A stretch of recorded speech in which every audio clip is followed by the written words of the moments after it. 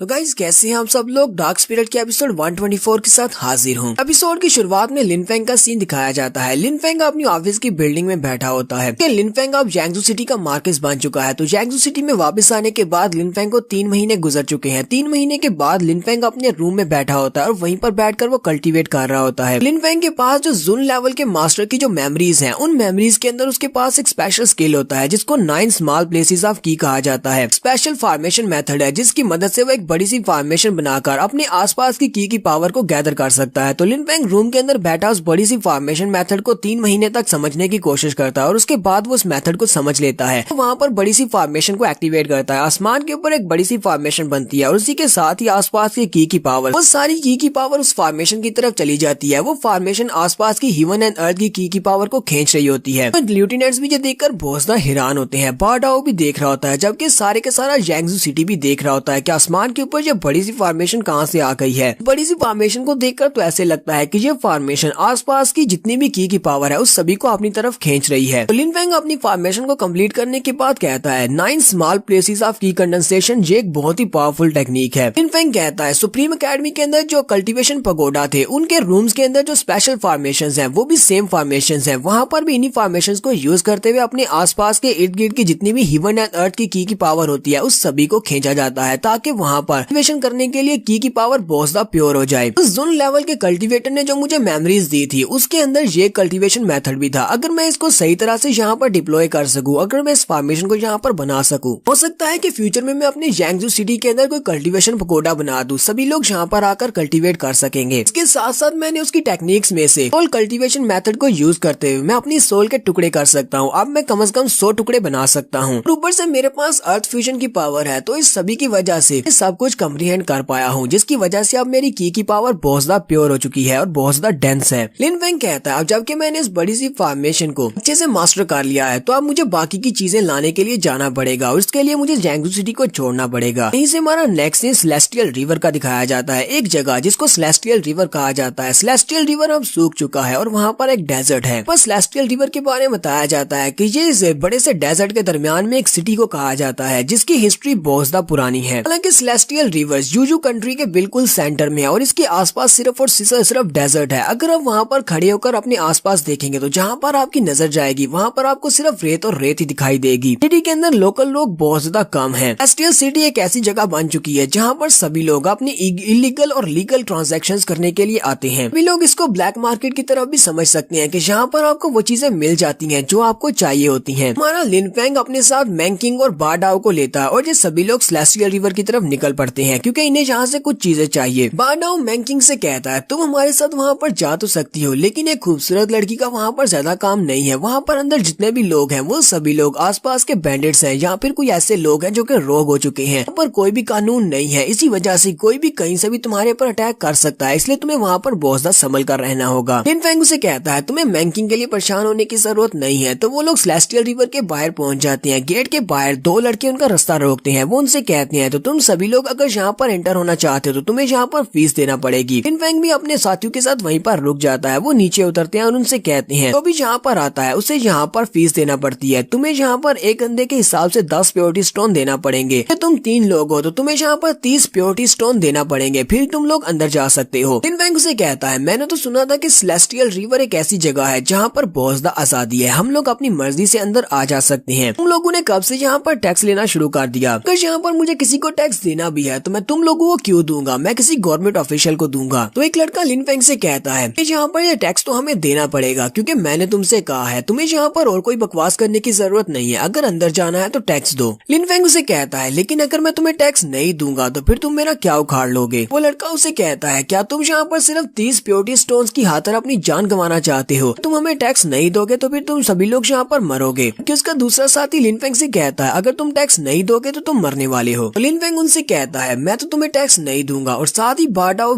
पीछे से निकलता है, अपने ब्लेड के साथ उनके पर अटैक करता है। वो दोनों जल्दी से जंप करते हुए पीछे की तरफ हटते हैं और कहते हैं तुम्हारी हिम्मत कैसे हुई हमारे पर अटैक करने की, बहुत बड़ी गलती कर दी, अब तुम नहीं बचोगे। और वो दोनों लड़के भी जल्दी से अपनी मार्शल स्पिरिट को रिलीज करते हैं और बाडाओ के ऊपर अटैक कर देते हैं। वह लड़का अपनी एनर्जी के साथ बाडाओ के ऊपर अटैक करता है जबकि बाडाओ अपनी ब्लेड फोर्स को यूज करते हुए सामने की तरफ स्लैश लगाता है और उसकी एनर्जी को वहीं पर ब्लॉक कर लेता है। उसी वक्त दूसरे वाला ऊपर वाली साइड से जंप करते हुए बारडाओ के ऊपर अटैक करता है। बारडाओ अपने ब्लेड को सामने करते हुए उसके पंच को वहाँ पर ब्लॉक कर लेता है। वो दोनों लड़के सिर्फ बारडाओ के साथ वहाँ पर फाइट कर रहे होते हैं। बारडाओ अकेला दोनों के साथ फाइट कर रहा होता है, लेकिन बारडाओ को उन दोनों के साथ फाइट करने में ज्यादा कोई मुश्किल नहीं हो रही होती। तो एक वहाँ पर सामने की तरफ से बारडाओ के ब्लेड को अपने पंच से ब्लॉक करता है, जबकि दूसरा हवा में ऊपर जाने के बाद अपनी एनर्जी के साथ बारडाओ के ऊपर अटैक करता है। बारडाओ वहीं पर खड़े खड़े अपनी ब्लेड फोर्स को रिलीज करता है। वो वहाँ पर अपनी ब्लेड फोर्स को रिलीज करता है तो अपनी ब्लेड फोर्स के साथ उन दोनों को मार देता है और वो दोनों वहीं पर नीचे गिर जाते हैं। लिन फेंग बारडाओ से कहता है चलो चलते हैं। ये तीनों सिटी के अंदर इंटर हो जाते हैं, जबकि सिटी के अंदर जो लोग खड़े होते हैं वो इनको देखकर बहुत सा हैरान होते हैं। वो लोग कहते हैं तुमने उस बंदे की ब्लेड फोर्स को देखा, ये बंदा तो बहुत ज्यादा पावरफुल है, इसने दो लोगों को बड़ी आसानी से ब्लेड फोर्स के साथ मार दिया। ये लोग कौन है? इस लड़के को देखकर तो लगता है कि ये ब्लेड फोर्स का मास्टर है। कहीं ऐसा तो नहीं है कि ये ब्लेड फोर्स मास्टर है? हमने सुना है कि हाउजुई सेक्टर का सेकंड कोर डिसाइपल वो भी यहाँ पर आने वाला है, उसको ब्लेड मास्टर कहा जाता है। ऐसा तो नहीं है कि यही हाउजुई है? यहाँ पर सेलेस्टियल रिवर के आसपास के दोनों बड़े सेक्टर्स के बारे में बताया जाता है क्योंकि ये मोजू कंट्री के बिल्कुल सेंटर में है। इसके एक तरफ हाउजू सेक्टर है, जबकि दूसरी तरफ snow ice mountain village sector है। इसी वजह से यहाँ पर सेलेस्टियल रिवर के अंदर इन दोनों सेक्टर्स के बच्चे बोस्ता दिखाई देते हैं। वो सभी लोग यहाँ पर अक्सर आते जाते रहते हैं। हाउजुई सेक्टर के जो कोर डिसाइपल्स हैं उनमें से एक डिसाइपल जिसको ब्लेड मास्टर भी कहा जाता है, उसका नाम लैंग जुई है। नंबर 1 ब्लेड यूजर है क्योंकि उसकी ब्लेड मास्टरी इतनी ज्यादा बढ़ चुकी है कि वो ब्लेड फोर्स को बहुत ही अच्छे से समझता है। इसी वजह से उसे ब्लेड मास्टर भी कहा जाता है। कहा जाता है कि वो जब भी अपने ब्लेड को निकालता है तो वो सामने वाले की जान ले लेता है और इस वक्त वो अपनी सोल लेयर के 8th लेवल तक पहुंच चुका है। हमारा लिन फेंग अपने साथियों के साथ एक रेस्टोरेंट के अंदर जाकर बैठ जाता है। वो सभी लोग सेकंड फ्लोर के ऊपर बैठे होते हैं, जबकि नीचे जो लोग बैठे होते हैं उसी वक्त उन्हें ब्लेड फोर्स महसूस होती है। वो लोग कहते हैं अचानक से इतनी ज्यादा ब्लेड फोर्स कहाँ से महसूस हो रही है। दरवाजे की तरफ देखते हैं तो वहाँ पर एक लड़का खड़ा होता है, यही हमारा लैंग जुई है। लैंग जुई वहाँ पर अपनी पीठ पर अपना ब्लेड लेकर खड़ा होता है। वो ऊपर की तरफ देखता है बारडाओ की तरफ क्योंकि उसे भी महसूस हो रहा होता है बारडाओ की बॉडी से काफी सारी ब्लेड फोर्स निकल रही होती है। वो इन तीनों की तरफ घूर कर देखता है, बारडाओ उसकी तरफ घूर कर देखता है। बैंकिंग बारडाओ से कहती है बारडाओ मुझे ये बताओ ये बंदा कितना स्ट्रॉन्ग है। बारडाओ से कहता है ये काफी ज्यादा स्ट्रॉन्ग है, मैं इसको हरा नहीं सकता, मेरी स्ट्रेंथ अभी इतनी ज्यादा नहीं है इसकी ब्लेड की और इसकी ब्लेड फोर्स मुझसे ज्यादा है। ऊपर से ये बंदा अपनी सोल लेयर के 8th लेवल पर है कि ये बहुत ज्यादा एरोगेंट है, चाहे ये कितना भी स्ट्रॉन्ग क्यों ना हो, ये हमारे मास्टर लिन फेंग की बराबरी नहीं कर सकता। वो यहाँ पर ये वाली बात करता है, उसके साथ वाली टेबल पर बैठी हुई एक लड़की गुस्सा हो जाती है और उसे कहती है तुम्हारी हिम्मत कैसे हुई लैंग जुई के बारे में इस तरह की बात करने की। लैंग जुई मेरा क्लास फेलो है, हम भी हाउजुई सेक्टर से हैं। लैंग जुई बहुत ज्यादा स्ट्रॉन्ग है और वो एक नेचुरल टैलेंट है, इसी वजह से उसे ब्लेड मास्टर कहा जाता है। फ्यूचर में बहुत ही जल्दी ये भी 8 ऑफिशियल में से एक ऑफिशियल बन जाएगा, ये इतना ज्यादा स्ट्रॉन्ग है। सभी लोगों को क्या लगता है कि तुम लोग कौन हो जो कि हमारे ब्लेड मास्टर के बारे में इस तरह की बात कर रहे हो। बारडाओ से कहता है ब्लेड मास्टर हमने तो कभी इस नाम के बारे में नहीं सुना, लगता है कि तुम लोगों ने यहीं पर इसका नाम रखा है ब्लेड मास्टर। इसी वक्त ब्लेड मास्टर वहीं पर दरवाजे में खड़ा खड़ा अपनी ब्लेड फोर्स को रिलीज करता है और इनके ऊपर अटैक कर देता है, जबकि हमारा बारडाओ अपने हाथ को सामने की तरफ करते हुए उसके अटैक को ब्लॉक कर लेता है। भी देखने वाले भी काफी ज्यादा हैरान हो जाते हैं कि ये लोग तो यहीं पर फाइट करना स्टार्ट कर दी। ब्लेड मास्टर भी वहीं पर नीचे एक टेबल के ऊपर बैठ जाता है और वहीं से उनसे कहता है अगली बार तुम अपना मुंह खोलो तो जरा सोच समझकर अपना मुंह खोलना क्योंकि किसी वक्त भी तुम मर सकते हो। कि बाकी के सभी लोग काफी ज्यादा खुश हो जाते हैं कि हमारा लैंग जुई बहुत ज्यादा स्ट्रॉन्ग है, ने यहाँ पर इनके ऊपर अटैक करके इनको दिखा दिया है कि उनसे पंगा लेना बहुत ज्यादा